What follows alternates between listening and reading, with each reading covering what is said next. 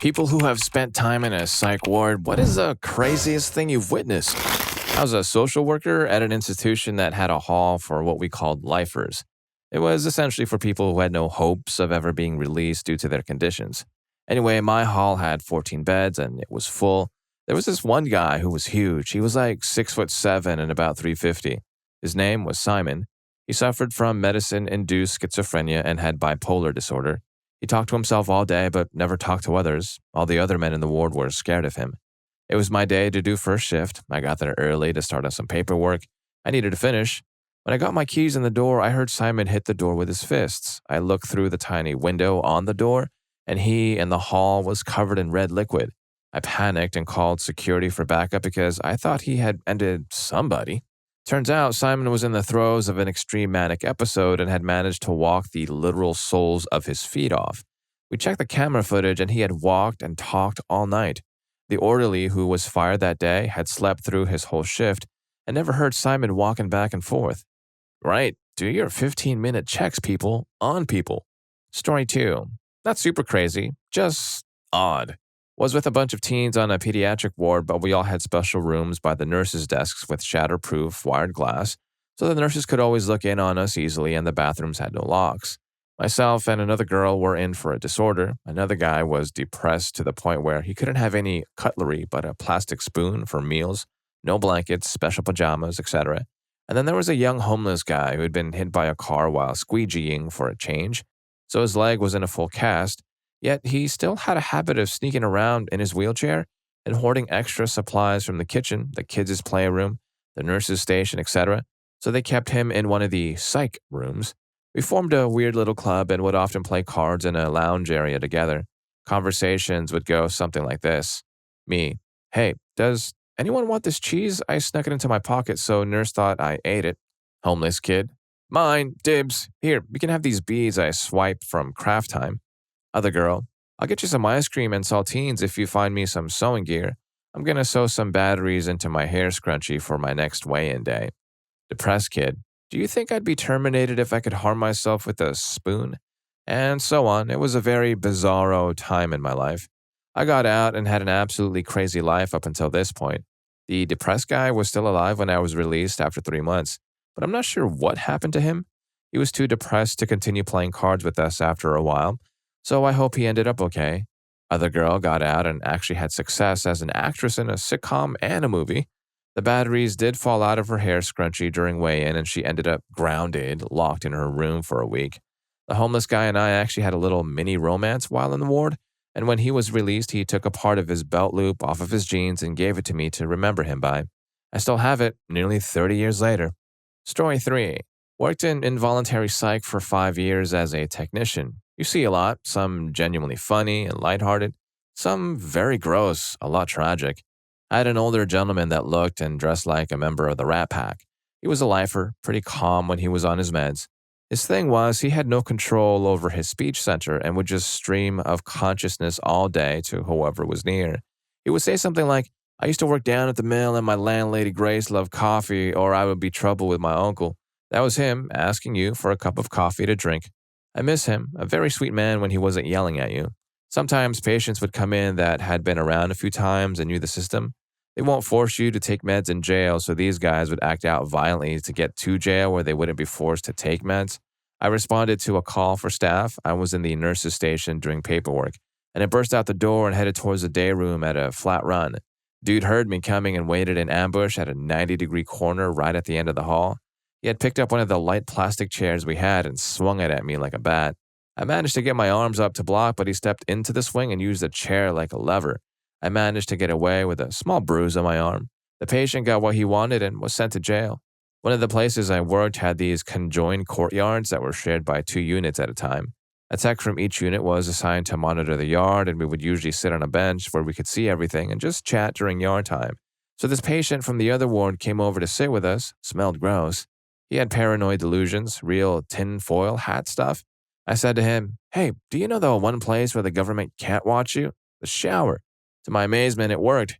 He happily went to his unit to take a shower. 10 minutes later, this guy comes running out of his ward and into the courtyard, being chased by 2 other techs. I felt a little responsible for this, so I joined in the chase.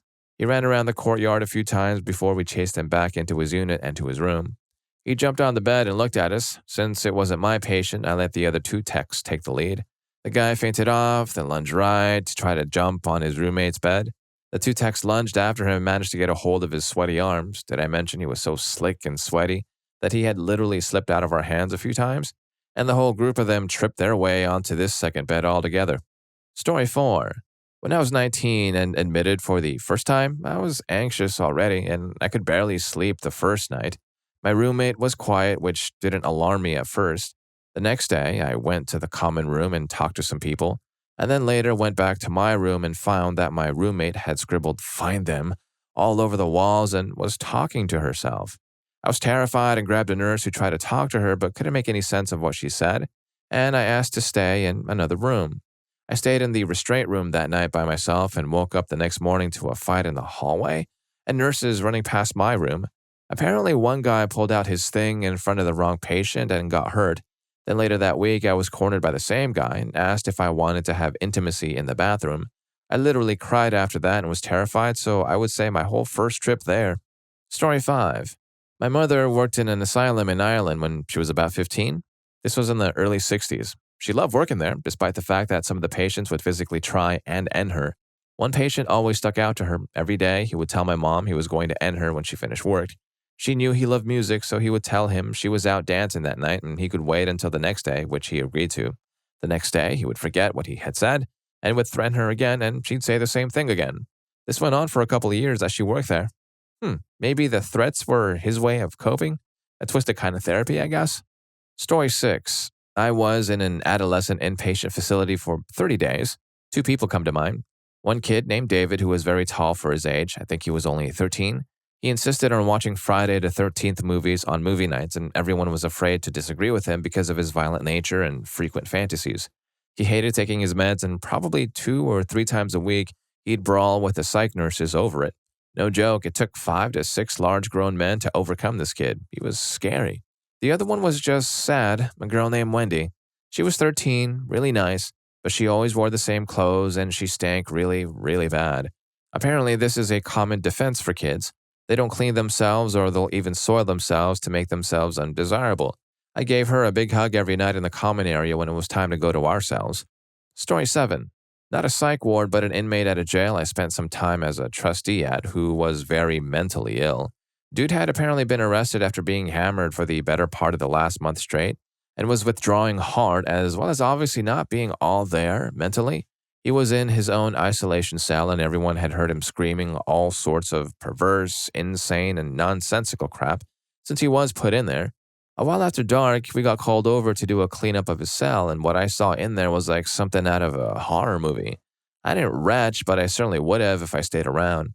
I just noped out of there and told them to get someone else to handle that. Easily one of the most disturbing things I've ever witnessed in person, and really showed me a different side of mental illness I'm not sure I'm glad to know exists. Story 8. A woman I shared a room with demanded to be discharged. It was a voluntary admission, so her doctor discharged her on condition that someone else pick her up and take responsibility for her. Her ex-husband came and signed the discharge paperwork. Then they handed him all of her medications. He proceeded to give her the meds to pack it in her bag and left the room while she was packing. No one else was in the room with her at the time, and she proceeded to drink most of the pills she had. A nurse found her drinking the pills and got the other nurses to help restrain her while they waited for the paramedics. The paramedics loaded her up and took her to the government hospital. I hope she's okay and doing better now. There was a guy who was completely narcissistic and managed to anger all of the other patients by insisting that people who have attempted to end it all are weak and should just go get on with it. He was also delusional, insisting that he was the CEO of a big company and better than everyone else. After that, everyone just shunned him. Many years ago, I was a student nurse and had one patient that had frequent psychotic episodes with times of lucidity in between. During one of his psychotic episodes, he managed to rip out his IV line, his catheter, and then threw his glass water on the floor. Everything was soaping wet, and there was glass shards all over the floor. I did manage to get him to sit in a chair while I cleaned up the floor and remade his bed with dry bedding. Then I tried to dress him in dry PJs. It was at that moment that a whole platoon of medical students came into the room with their professor to see another patient. This guy then decided that I was the sexiest thing alive and tried to kiss me wherever he could while I was trying to dress him. Instead of helping, the medical students just laughed. Eventually, we had to restrain this guy because he was still in the midst of his psychotic episode. The next day, I had helped the same guy wash up, but this time he was lucid. I'll never forget him apologizing for the previous day. I'll never forget what he said next. I'm not crazy. I'm a fruitcake, really. And the first thing I thought was, dude, you're a crazy fruitcake. I didn't say it out loud, though. Story 9. Another story is not as crazy as it is heartbreaking. But in my time working, I've seen my fair share of depressive patients, but only once have I seen someone who had completely, in every possible sense of the phrase, given up, unlike anyone else I've come across. He was 60 plus and had spent his whole life homeless and in and out of institutions, living with his brother and his brother's family periodically until the patient became too much of a burden for the family. I spent every shift with him on a one-to-one, order to have eyes on the patient 24/7. As every chance he could get, he would self-harm with whatever he could find. I'm only a technician, so I don't have a degree of any sort other than a high school diploma. I still would listen to him talk for the hours I spent with him. The most nihilistic and pessimistic tangents I've ever heard, a sense of hopelessness and despair I've never even considered possible. Even the mountain of medications he was given seemed to have little effect. And then, as his hold ended, he was discharged. I'm not a doctor or certified in any way, as I stated before, but I can't believe he was given the okay to be released. This event sticks with me because I was left without any answers or explanation of what happened. The next day, his room was occupied by a new patient. Story 10. I'm dedicating this comment to Gregory Phillips of Woodstock, Virginia. I've been to preteen adolescent 5 months and the adult regular wards, as well as a different adolescent ward for violent offenders 6 months, and a different adult ward for paranoid delusions very briefly. The craziest thing I saw wasn't even the patients, although I have some wild stories in that area. It was the staff. It blew my mind how little they valued human life on the inside. It's like they weren't there to help, they were sadists too. I'm only going to share a handful, though. On the preteen unit, age 8 to 12, there was this kid, Philip, maybe 10 years old. He refused to shower, so a group of 3 hand-washed this child. On the regular adolescent unit, I saw surely more than 10 people get spiked up and ratchet-strapped to their beds, with the lights left on for up to a full day. I myself, at 15, was kept in a padded room with a camera and no lights for a few days because I was shadowboxing my mattress. I was only allowed out to shower, and then they had a guy watch me shower with no curtain. At a later point, they prescribed me a medicine. I told them it wasn't working and just made me way more depressed. So they tripled my dosage. I didn't want to take it, but they would restrain me if I didn't. So I took it anyway, ended up hurting my arm with a straight hair comb from the bottom of my forearm up to my shoulder. They erased that medication from my file. On the violent adolescent ward, it held people from 14 to 21, with new intakes coming from West Virginia, Tennessee, all the way down to Georgia. My unit was on the top floor and held the people deemed the most violent and/or flight risks. It was a lot more chill, though, honestly. A lot of fights, but no real punishment and relatively lax security. More like a jail than a mental institution, except for the security. Not all people had mental issues per se. Mostly just gang members and people who acted the part but don't really play it.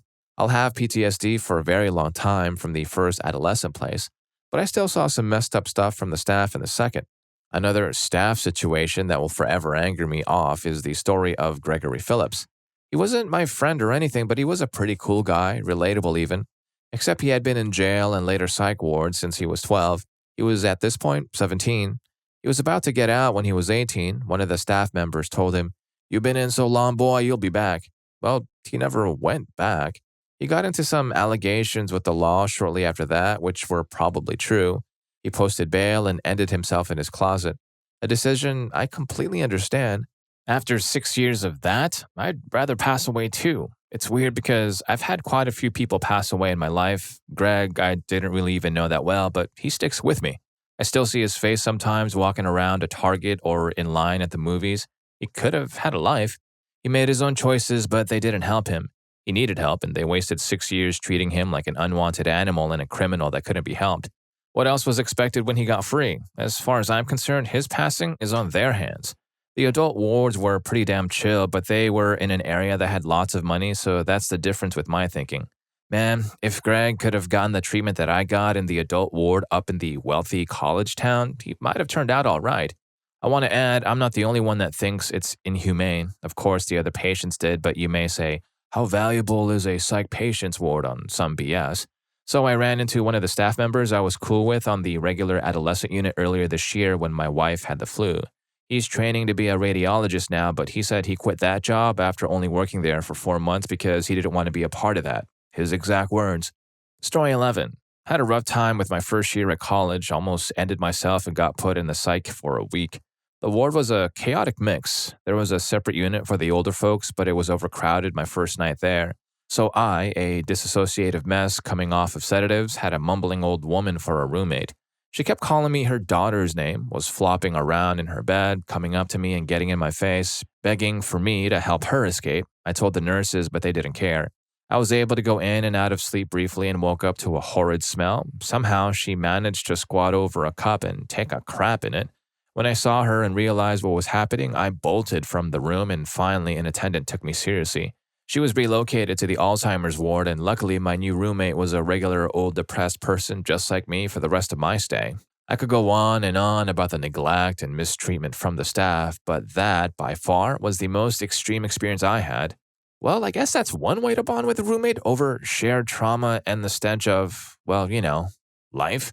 Story 12. Saw a 90-pound, 5-foot girl toss one of those 18-liter water cooler bottles, a full one at that, at a bunch of nurses trying to calm her down as she was having a manic episode. It took a few security guards and quite a few nurses to take her down. I'd just been talking to her the previous evening, and she was an absolute sweetheart who gave me a book as a going-away gift as I was being discharged the next day. I still own that book, and I still think about her and wonder from time to time what she's up to. We were briefly in contact, but she dropped off the face of the earth. A close second would be the time from my second stay in another psych unit in 2021, where a guy was going through alcohol withdrawals and screaming about a bear coming into his room, and they had to lock him up into his room and keep him heavily sedated. When he was allowed to mingle with people, he was still relatively sedated, so confused and lost, and kept asking me and other people if we knew what happened to the bear. Pretty sure he was an absolute hardcore drinker that had fried his brain, and I felt pretty bad for him. And if you're enjoying the video, learning a thing or two from these stories, please don't forget to hit that subscribe and like button for more videos just like this. Story 13. Working at a ward in Australia, you'd be surprised how normal a lot of patients are until you talk to them about something particular or random sudden outbursts. Example, had one guy that we'll call Greg, quite a smart, down-to-earth guy, but had rare, severe bouts of BPD mimicry in which he would be screaming at the top of his lungs and flailing his arms, thinking he was being attacked. I had another lady we'll call Sarah. Sarah has hoarding disorder. She would hoard and hide food for days, eating it, becoming nauseous. Food poisoning as a result, amongst other consequences. So one time, Sarah gets admitted to the resident nurse, again, nauseous, but also complaining of intense abdominal pains. Now I'm the psychiatric tech on hand. She sits on the bed in her gown, and an extremely pungent odor fills the room. Myself and the nurse gag. I've smelt some things, but this was horrid, but this was also worse. She was becoming agitated by our reaction, so the RN gave her a sedative. All this while gagging constantly, the nurse inserted a speculum to inspect, and inside was a potato. We removed the potato carefully, and what followed was even more horror. I retched a lot and I went outside immediately. Now, we later determined that this potato had been with her for at least 3 weeks. Story 14. Man, when I was like 16, 17, I was forced into one mental health facility for reasons. There were 16 of us, including me. Thank God, because we had to have roommates and the nurses told us nothing about the person moving into your room. This is bad because they lock all the doors every night at a certain time, like jail. But I was number 16. Odd numbers are amazing, so I had no roommate until someone else came along. There was one kid who would act totally normal most of the time, then just freak out for no real reason. Then the very large male nurses would hold him down while the doctor injected him. You'd pass out in like 10 seconds, and then they'd drag you to your room where you'd wake up 3 to 5 hours later, and everybody acted like nothing happened. He wasn't the only one to get it. We were all scared they'd all be like, "Don't do that or you'll get it." But this kid got it almost every day.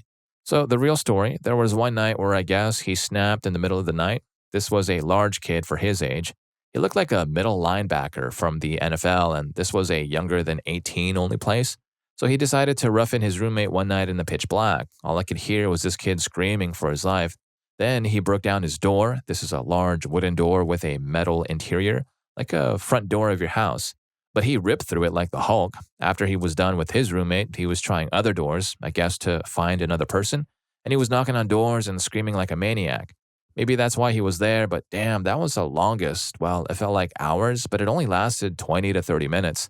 I was hoping my door was solid enough or that he wouldn't try my door until the nurses gave him the sedatives.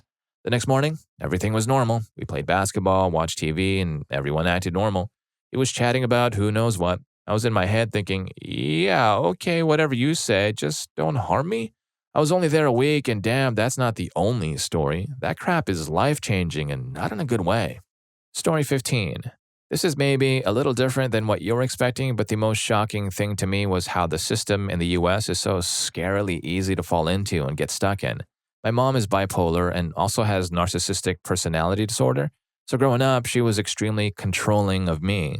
Saw me as an extension of herself, basically. She didn't like it when I went away to college and had cut all ties with her. I was naive and finally told her that since I was self-funding my education and was an adult, there was nothing she could do to control me anymore. Boy, was I wrong. Hours after I asserted my independence, police knocked on my door. They politely informed me that my very concerned mother had requested a wellness check, reported that I was at risk of harming myself, and that they were required to arrest me. I was cuffed and put into a cop car right then and there, and they took me into the local emergency room for evaluation. This emergency room had a separate psychiatric section, and I was locked into a padded room with literally nothing. No phone, no bed, just an empty white padded room. I was left alone there for 13 full hours with no food, and no one came back to check on me. I'd had to use the bathroom and eventually couldn't hold it anymore. I was able to leave for work right when the cops came and wasn't able to call in, so I was worried about what was happening with my job. I was extremely stressed out by the time the doctor came to assess me. She didn't ask what was going on, only said that they were going to admit me and asked if I'd go voluntarily or involuntarily. Explained that voluntarily meant 3 days. I started to explain what happened, and she said that she'd hold me involuntarily then and just left. A nurse did eventually bring me food, water, and a gown, but it was another several hours stuck in that room alone. Eventually, they transferred me to an inpatient center. They loaded me up in a transport ambulance strapped to the bed, and off we went on a 5-hour drive to that facility. The ambulance guys were the first ones that actually listened to me after the whole mess started. They released my hands and even let me smoke cigarettes in the back with them. The nurses during intake at the inpatient place were so kind. They listened to my story of what happened, seemed to believe me, and allowed me to just make one phone call with their cell phone. Otherwise, I wasn't allowed to call anyone. I called my aunt to tell her what happened and beg for help. The nurses and staff were incredibly nice. They gave me a lot of advice. They actually suggested I pretend to have a disorder so that I could have some disorder to treat and show progress on. Unfortunately for me, the head doctor was on vacation, so I wasn't seen or evaluated. I spent 2 weeks there. My family, minus my mom, called and visited every day, driving 4 to 5 hours each way. They explained what happened, what my mom was like, but since the attending doctor was on vacation, I wasn't allowed to be released. Eventually, my family hired lawyers and threatened to sue the place, and I was finally let go. It was the most terrifying and frustrating experience I've ever had. It still haunts me to this day. It made me realize my freedom is just an illusion, and at any moment I can be locked up and held against my will with no rights or way out. I also didn't have health insurance at the time, so the bill was insane. It took me 15 years to pay off and just finished a couple of years ago. Story 16. Not a psych ward stay, but I have PTSD from a tragic accident, and on the first anniversary of that, I ended up in the psych pod of the emergency department because I was having an hours-long anxiety attack. They took all my clothes and made me wear a hospital gown and hospital socks and put me in a padded room with a hospital bed for hours. At one point, I asked to go to the bathroom, and I was escorted there and had to leave the door open with an attendant outside. The bathroom had mess strewn all over it, and when I told the attendant, he just shrugged like he didn't give a crap. There were all sorts of other patients there, and most seemed homeless. This was in a city. Anyway, my husband was finally let in to be with me, and he started getting agitated because no one was coming to talk to me or discharge me, and I'd just been sitting there for like 12 hours. Finally, a couple of doctors came in, gave me a prescription and some list of therapists to call. The male doctor's name was Dr. Pepper, no joke. I was discharged that night, and the next morning I started calling some of the places on the list. The first couple of times I called and said, "Hello, my name is," my name. I was referred to your office by Dr. Pepper at the psych unit at hospital name, and they'd hang up on me. LOL. I assumed they thought I was prank calling. Anyway, I learned my lesson and rode my anxiety attacks out at home now. Story 17. Nothing crazy really happened, just the kind of things you would expect to happen when you house 20 people with various mental health issues together in a supervised environment. One girl wouldn't talk for the first 2 days she was admitted and refused to sit in the chairs in the dining room. She just laid on the floor. I saw a total hardcore biker gang looking dude who was at least 6 feet and 225 pounds weeping tears uncontrollably. Me and about 5 other patients that were close by just went and sat with him and put our hands on his shoulders, but we didn't say anything. There was one guy who thought there were cryptic messages specifically for him being transmitted through the TV and written in the newspapers. I kept clear of him. Another man would routinely ask me if it was AM or PM. He had no perception of the time or the day. It was sort of sad, and I never got annoyed with reminding him when he asked. There was one severely depressed old man who kept completely to himself, but he would actually talk to me in one specific scenario when it was only the two of us out in the smoking pit sitting on the park bench. He was a very smart man with an entire lifetime of wisdom to share, only in very small doses. He had never seen a vaporizer before in his life until I used one sitting next to him, so that was the worldly wisdom I was able to give him. Haha. Each room had a TV in it, but they were literally tube TVs from the early 2000s, big black boxes with a bubble screen, which I thought was hilarious. Story 18. I was not admitted. However, my high school job was working in the cafeteria at one of the local hospitals. One of the duties I did for that job was taking carts full of dinner trays to each floor and wing of the hospital. The mental health wing was always a bit intimidating to deliver trays to since I was still basically just a kid, especially since that wing was always locked and you were supposed to always deliver there with a partner. You were required to take the tray cart into the middle of the wing to the nurse's station, past their recreation room in a hallway full of rooms. It was about 100 feet one way. One night, we were short-staffed, so I didn't have a buddy to make the delivery with me. I'd been in the position a while and had never had any incidents happen before, so I wasn't extremely worried about having to deliver there by myself. I unlocked the door to the wing, made the walk to the nurse's station, and quickly spun around to make my walk out. I was about halfway down when I heard someone yell, "Stop!" I quickly turned around. Initially, I saw one of the nurses standing and pointing towards me, looking extremely stressed. It was at that time I noticed a female patient sprinting towards me. She was a petite, maybe just 5 feet tall and 100 pounds soaking wet, but had an extreme look of determination. Now, I'm not a small guy, but I froze in fear. My training about having to call a Dr. Strong when a patient attacks a staff started playing in my head. She kept running right up to me, stopped inches from me. I thought she was going to try and take the key from me and escape. She reached and embraced me with one of the nicest hugs I've ever received to this day. I was still frozen in fear, hands at my side, clutching onto that key for dear life. She looked right into my eyes and said, "God loves you, and He wants you to know Jesus." At that time, a couple of nurses had just made it to me to try and halo. She then gently let go of me and walked back towards the recreation room. I just kind of stood there for a second, making eye contact with the nurses. I'm sure I was pale as a ghost. My heart was racing. The nurses asked if I was okay, which I was, but I could muster and words, so I just nodded. They went back to check on the patient, so I went back down to the kitchen, still a little in shock. Later, security came down. I'm assuming the nurses had to report that included. I had to relay what happened to them and then never heard anything else about it. Story 19. I was there twice for the same reason, almost back to back for a total of 60 days-ish.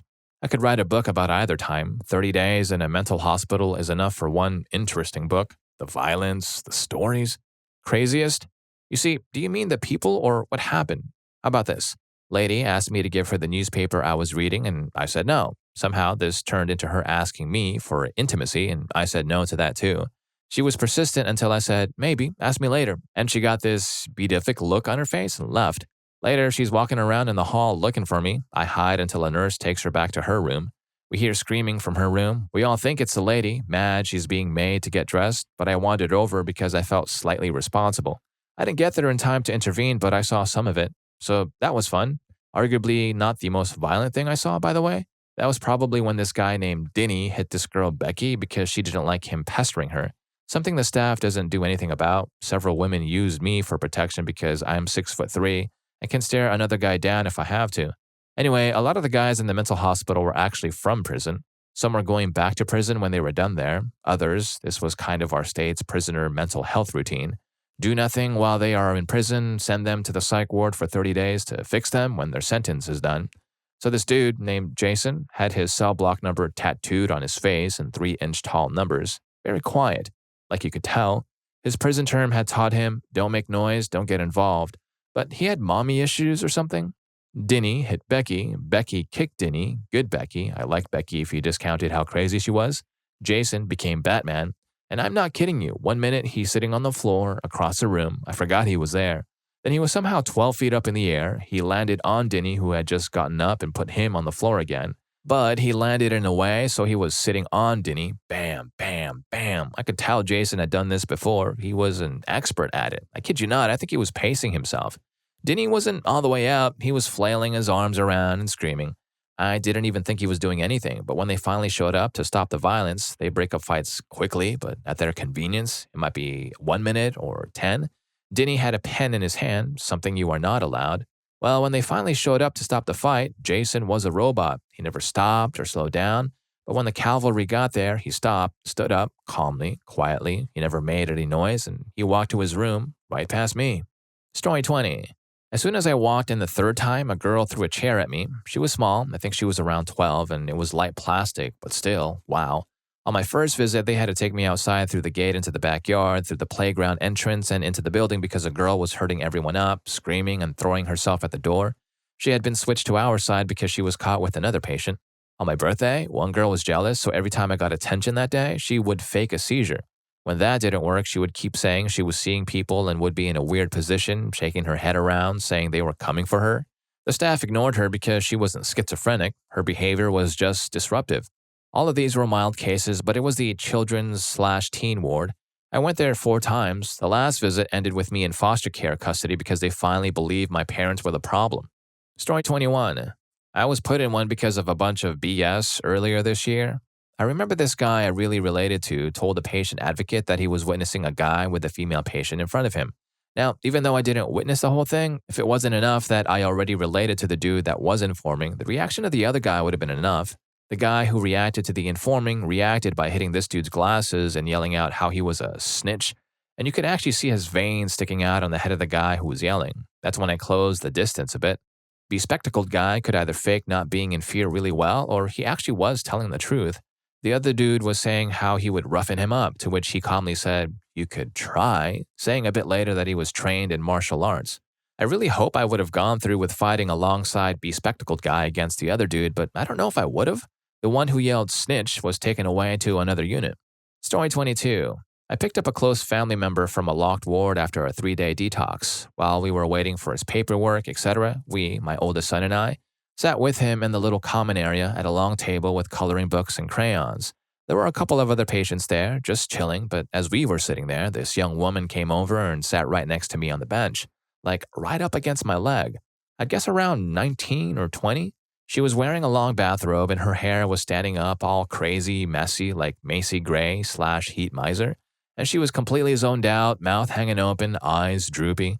Anyway, she presses up close to my side and asks my relative across the table, "Who are these beautiful people?"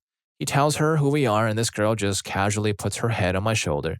She said, "I don't think I'm gonna be out of here before Halloween, but my grandma says she'll save me some candy." I didn't really know what to do or say, so I asked her if she wanted to color something for me, indicating all the coloring pages. She picked her head up and said, "Man, screw that crap," and just got up, walked away. Not that crazy, I know, but she just kind of stuck with me. She just made me so sad. This was just before Halloween. Story 23. I was at a security guard at one for about a month while I was in college. There was a really big dude in there, used to play amateur football. I'm not a doctor. I never asked what exactly he had going on that required him to be living full-time in a mental health facility, but I did get a warning that he's had a few violent episodes. All the exits between wings had magnetic locking doors. The magnets were strong. 3 of us couldn't open the locked door if we tried. One day, John, not his real name, had a violent episode. Threw some stuff around a hallway and then went for the exit. I hit the door lock button and heard it clunk locked. John peeled that open like it was a windy day and walked outside. Turned himself back in the next day, no problems. That place did not pay me enough to try and stop a guy who could open a magnetic door, so I quit. Story 24. I was supervising a patient overnight on a snowy December night. This guy loved Christmas. I mean, loved it. In the early morning hours, we got some calls from other units saying they were missing their Christmas trees. We wondered why. They thought we knew where they went until we saw trails in the snow of ornaments and artificial pine needles leading to his bedroom window. Upon opening his door, we discovered a forest of Christmas trees packed into his room, at least 6 or 7, with him giddily sitting in the middle of them. At some point, he snuck out through his window and stole Christmas from everyone. How nobody, including us, heard him is still a mystery to me. Story 25. Okay, so this is sort of something kind of crazy that I did. I was at the psych hospital when I was 14, twice. After already being there once, I knew what I had to do my second time around, just go along with the program and bide my time until I was discharged. There was this one kid who was volatile. He would often instigate staff and other patients, would have outbursts where he'd destroy everything in his path, etc. Nobody really liked him, and some might have been even afraid of him. One night he got mad and made a mess in the hallway. Parts of a Monopoly set were scattered everywhere, and marinara sauce was on the wall from dinner. I DK why, but I wanted to mess with him. At that age, I used to get a kick out of weirding people out. Plus, I had nothing else to do. So as he was cleaning the wall, I took my finger and picked up some of the sauce, looking right into his eyes as I cleaned it off my finger. He looked at me like I was absolutely deranged. It felt like I was asserting dominance over him as he avoided me like the plague for the rest of my stay. And well, if you learned a thing or two from these stories, here's more for you. YouTube thinks you're going to love this. I'll catch you in that video.